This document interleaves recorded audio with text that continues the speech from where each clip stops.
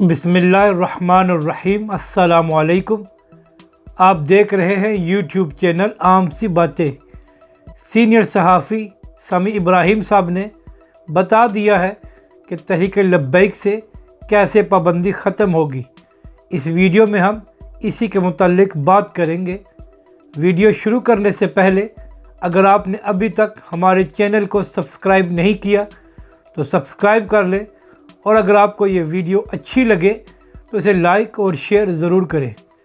سمیع ابراہیم صاحب ان چند صحافیوں میں سے ایک ہیں جنہوں نے ہمیشہ تحریک لبیک کے لیے آواز اٹھائی اور تمام میڈیا کو بتایا کہ کس طرح حکومت تحریک لبیک کے خلاف زیادتی کر رہی ہے اور ان کو دیوار کے ساتھ لگایا جا رہا ہے۔